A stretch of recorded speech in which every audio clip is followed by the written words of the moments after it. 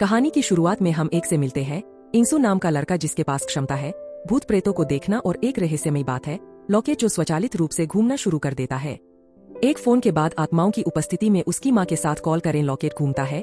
जब किसी भूत की निकटता का संकेत मिलता है, इंसु को पता चलता है कि वह कॉल काट देता है। भूत और उसके फ्रेंड्स इसे देख रहे हैं। स्थिति उस पर दोषारोपण कर उसे धमकाने लगती है। भूत की शक्ल के लिए एक भूत लड़की इंसु का डर और गहराता नजर आ रहा है। बाद में ट्रेन में वह चलती रही। जब वह घर लौटता है तो उसे परेशान करता है। वह पाता है वही भूत उसके कंधों पर बैठा है। उसकी मदद मांगने से इंसु सहमत हो जाता है। एक दृश्य जहां पुलिस इंसु द्वारा निर्देशित थी। लड़की का शव मिला। आत्मा इंसु को तब भी परेशान करती रहती है। द हॉन्टिंग से अभिभूत घर अनुभव। इंसु ने उसके पास जाने का फैसला किया, चाचा के घर। इसकी जानकारी दी, हालांकि स्थिति उनके चाचा भी है। उसके पास अलौकिक शक्तियां हैं जो उसे चेतावनी देती है के कारण एक साथ रहने के खिलाफ भूतों की संभावित भीड़ को अनदेखा करना सलाह। इंसु ने उसके साथ शिफ्ट होने का फैसला किया। चाचा अगली सुबह एक बस में चढ़ते हैं अपने चाचा के घर पहुंचने के लिए, जहां वह उसकी मुलाकात रोज नाम की एक प्यारी भूतिया लड़की से होती है। उसे नजरअंदाज करने की कोशिशों के बावजूद में गुलाब की उपस्थिति ध्यान देने योग्य रहती है। निम्नलिखित दृश्य इंसु के क्लास टीचर उसे पूरी कक्षा से परिचित कराता है कि एक समूह का ध्यान आकर्षित करना गुंडों के समूह में से एक लड़की है जो क्योर की प्रेमिका फ्लर्ट करने की कोशिश करती है। इंसु लेकिन वह उसे यह समझकर नजरअंदाज कर देता है उसने अपने आसपास भूतों की मौजूदगी नोटिस की। एक भूत नकाब पहने हुए उसे घूर रहा है। घर पहुंचकर खिड़की से इंसु ने उनके साथ अपने अनुभव साझा किए। चाचा जो उसे नजरअंदाज करने की सलाह देते हैं। स्कूल जाने के रास्ते में भूत प्रेत एक कुत्ते और भूत के साथ एक महिला का रेखाचित्र बनाता है। हालांकि बस से उनकी कला की तारीफ होती है। इंसु भूत की अनदेखी करना चुनता है। उपस्थिति वह इंसु के पास आकर बैठ जाती है। एक ऐसी महिला के बारे में कहानी साझा कर रहा हूँ जो ऐसा नहीं कर सकती, देखें, और उसका कुत्ता जो मर गया था। एक महीने पहले कैच और कटाई पहुंचे इंसु के चित्र और रेखाचित्र छीना। उनकी खोज के बावजूद वे नहीं देख पा रहे हैं। चित्र में कुत्ता जैसा कि उसने हाल ही में दिखाया था मर गया। काचेल जानबूझकर लड़ाई शुरू करता है। इंसु ने खुलासा किया कि वे थे प्राथमिक विद्यालय में सहपाठी। कहानी एक लापता लड़की की याद दिलाती है।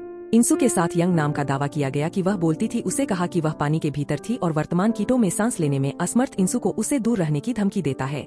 प्रेमिका या वह के बारे में अफवाहें फैलाएगा। इंसु की भूत देखने की क्षमता। महिला बदमाशों को घर पर एक पॉली बैग मिलता है। उनमें से एक पर खून के छींटे फूटते हैं। वह एक लड़की को नकाब पहने और गेट पर देखती है। करीब एक हमले की ओर ले जाता है जिसके परिणाम स्वरूप उसकी मृत्यु में अगले दिन इंसु साथ बैठती है। एक भूत उठ खड़ा हुआ जो उसे उलझाने की कोशिश करता है। बातचीत, हालांकि इंसु उसके रोज के खुलासे को नजरअंदाज कर देती है। वह ऊब चुकी है और इंसु की कंपनी का आनंद लेती है। रोज बताती है कि उसे याद नहीं है उसके पिछले जीवन के बारे में कुछ भी, और अचानक तेज हवाएं आने का संकेत देती है। बिना मास्क के एक और भूत के बावजूद चेतावनी। इंसु भूत को नजरअंदाज कर देती है। दूसरे दृश्य में स्टोर रूम में एक लड़की है। धमकाने वाले समूह से एक लड़के को धमकाया जाता है। कक्षा के सामने इंसु प्रयास करता है। हस्तक्षेप करने से संभावित लड़ाई हो सकती है, हालांकि जी लड़कों को पीटने से रोकता है। इंसु ने बाद में उसके प्रति अपनी पसंद जाहिर की। एक भूत इंसु के घर जाता है जहां इंसु एक नकाबपोश हत्यारे के बारे में समाचार देख रहा हूँ। इंसु अपने चाचा से उस लड़की के बारे में पूछता है। स्कूल में मुखौटा और भूत का पता चलता है। उसका नाम साहिताई और नारा है। बदमाश समूह रात में स्कूल आते हैं। नकाबपोश सही नारा का फोन पुनः प्राप्त करें। लड़की काई को मार देती है और नारा को डरा देती है। बाथरूम में अगले दिन उसकी भी मौत हो गई। सुबह छात्रों के शव मिले। काई और नारा जी उनकी तरह परेशान दिख रहे हैं। एक एक करके दोस्त मारे जा रहे हैं। इंसु साह के बारे में जानकारी जुटाने की कोशिश करता है और एक छात्र ने खुलासा किया कि साही के पास था। धमकाने वाले समूह के साथ आत्महत्या कर ली। इसके पीछे इंसु और रोज एक दूसरे का आनंद लेते हैं, दूसरे की कंपनी, लेकिन इंसु को मिलता है साही की फोटो और मास्क के साथ संदेश। उसे उसके बारे में पूछताछ न करने की चेतावनी दी। इंसु रोज से साही और रोज के बारे में पूछती है। समझाता है कि पूरा स्कूल जानता है क्यों साही ने क्षुब्ध होकर आत्महत्या कर ली। केचेल पर हमला करता है लेकिन वह काबू में आ जाता है। बाद में जी ने केल को अपना संदेह प्रकट किया। बहन साही के पिता को सुझाव दे रही है, शायद उसका बदला लेना चाह रहा हो। दबंग ने बेटी को बनाया निशाना के बारे में संदेश प्राप्त होने पर समूह बनाई योजना। इंसु ने अपने चाचा को बताई, लेकिन संभावित खतरे के बावजूद वह जोर देते हैं स्थिति को रोकने के लिए। हस्तक्षेप करने पर बात बढ़ने से उसके चाचा ने उसे सावधान किया, सावधान रहना, और एक जादुई प्रदान करता है। इस बीच सुरक्षा के लिए आकर्षण काचल और जी जोर से आवाज सुनकर साही के घर पहुंचते हैं। एक बक्से से आने वाली आवाज से उन्हें किसी की उपस्थिति का एहसास होता है। उन्हें देखना, और जब वे साही बन जाते हैं भूत दिखाई देता है। साही के पिता आते हैं। अंतः कॉल को डराता है और उसके साथ क्रूरता करता है। उसे मारकर जी अपनी जान की भीख मांगती है, लेकिन साही के पिता अतल इंसु है। साही के पिता के अधीन होने का एहसास होता है। साही का नियंत्रण एक अलमारी खोलना। इंसु साह को मास्क पहने हुए देखकर वह चौंक गया। धमकाने वाले समूह द्वारा परेशान साह नेतृत्व कर रहे प्रधानाध्यापक से शिकायत की यातना को बहाने के लिए बदमाशी बात बढ़ गई और साह इसे सहन करने में असमर्थ हो गए। आत्महत्या कर ली। उसकी आत्मा विभाजित हो गई। 2 गुलाब, एक दयालु भूत और मुखौटा लड़की। वर्तमान इंसु में बदला लेना। सभी पीड़ितों के नाम वाली एक डायरी मिली।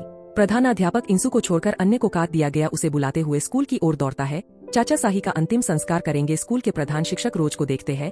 भूत भयभीत हो रहा है और पूछताछ कर रहा है प्रधानाध्यापक के बारे में, लेकिन चुप्पी का सामना करना पड़ता है। शाह नकाबपोश लड़कियों को प्रभावित करने की धमकी देता है। छात्रों ने अपनी इच्छा प्रकट की दौरान उनकी निष्क्रियता के कारण उन्हें मार डालो, उसे तड़पाने की नीयत से पेट्रोल डाल दिया उन्हें आग लगाने के लिए, लेकिन रोज हस्तक्षेप करती है। लाइटर को दो को पकड़ना। व्यक्तित्व मुखौटा लड़की से टकराते हैं।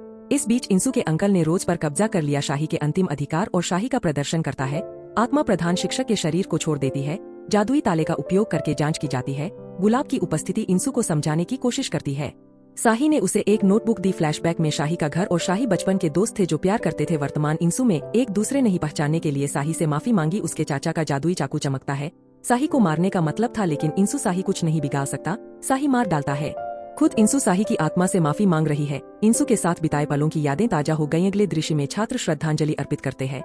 शाह उसकी कब्र पर उसे माफी मांग रहा है। सुबी शाह को याद करती है और दैनिक बनाती है। उसकी कब्र पर रखकर कहानी का स्केच बनाएं। यही समाप्त होता है।